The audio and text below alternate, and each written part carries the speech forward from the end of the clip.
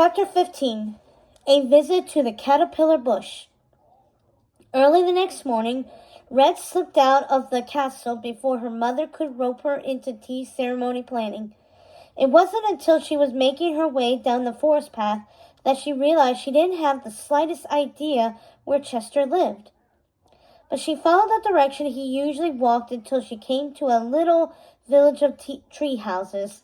Not houses in the branches of trees, but built into their trunks. Each dwelling around the village square was carved into the warm wood of a huge beech tree, complete with glass window panes and black and white checkered welcome mats out front. Red stood in the middle of them all for a moment, thinking. Then, in a stroke of luck, Ace walked out of one of them. "Ace!" she called, trying to keep her voice down in the quiet morning. He turned startled. "What are you doing here? I thought you'd be grounded for good," he said. "Apparently not. I'm glad to see you made it out alive." "Yeah." Ace shrugged and pushed his curly hair back from his face. "The Queen didn't even say much, just told us to knock it off and then made sure the soldier carts took us all the way home." Red sighed. She's completely focused on the tea ceremony. Normally, something like this would make her blow her lid, but she barely flinched. "I suppose that's good news for us." "I guess." Red scuffed her shoe on the ground. "But it's like we didn't even do anything worth getting mad about." Ace put his hands in his pockets. "Maybe Wonderland just isn't ready for parties." "No." Red shook her head. "I refuse to believe that." "Where's Chester?" "At home. I was just going to see him." "Then come on." She marched across the square before she realized she didn't know which tree was Chester's. Ace chuckled at her, then steered her around to a beech with tall branches. The door in its wood was painted the regulation capital gray, but there was a tiny festive wreath of willow branches nailed to the outside. "But we'll go around to his window so we don't wake his parents," Ace said. He led Red to the side of the tree and then tapped on the glass of an arched pane. "Chester," he hissed, "wake up and smell the roses."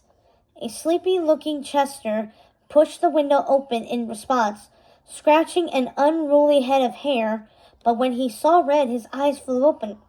"Whoa, you're alive!" "I am," Red said. "Are you doing okay?" "Yeah, I'm sure Ace already caught you up." Red nodded, then glanced at the two boys. "Listen, I need you to tell me more about Bramble Bay." Chester and Ace exchanged a look. "What do you want to know?" asked Chester. Red sighed. "We all knew that party was a bust last night, right? Let's be honest with ourselves.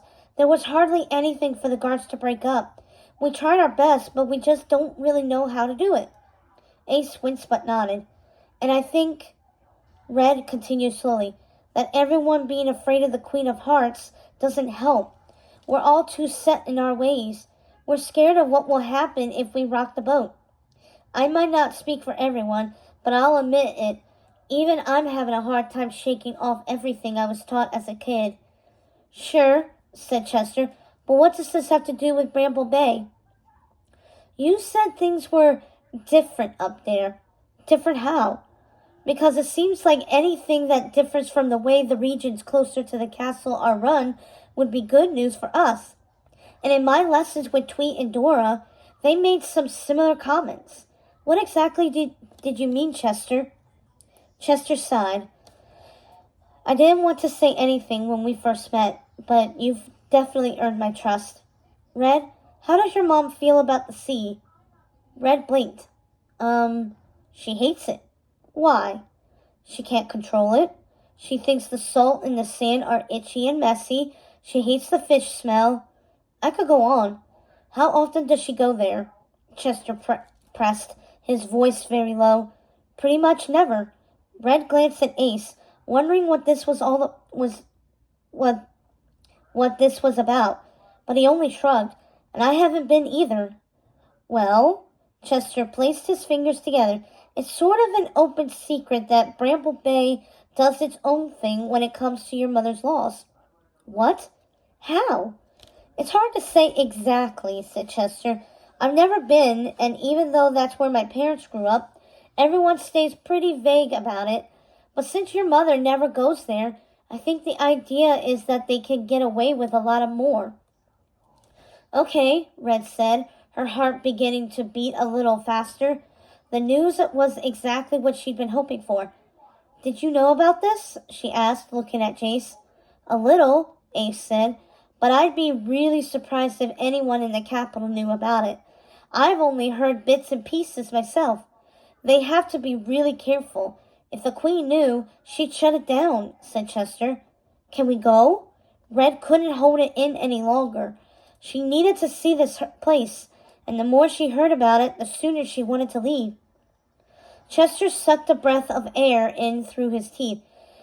It's risky. We wouldn't want to put them in jeopardy. And the capital borders are closed to all but official traffic, Ace added. Your mom made sure of that. How would we leave the city unnoticed? Aren't I official enough? Red scoffed. Am I not the daughter of the Queen of Hearts? But then your mom will know where you went, Chester pointed out. And we definitely don't want that. We'll find a way, Red said. Come on, we have to. Don't you want to see the place where your parents grew up? Somewhere that isn't bending to my mom's every whim? It might be the key to turning all of Wonderland on its head. Look, I'm with you, Red, said Ace. I'm really curious too. But how would we even get there? We can't walk. We'd have to go through Tolji Wood to get there, and that's impossible on foot. It's known to pull weird tricks just to get you lost. Trees rearranging themselves, signs disappearing, stuff like that. Okay, Chester said. Listen, I have a cousin who works on cars for the nobility sometimes. I could check with her to see if anyone would be willing to lend us a ride. Yes, let's do it, Red said, hearing some command come back into her voice. I'll try to figure out how we could get past the guards. Ace, dig up any information you can about Bramble Bay, its history, the people there, what it's like, anything that might be helpful. Yes, Your Majesty, Ace said, but he was smiling.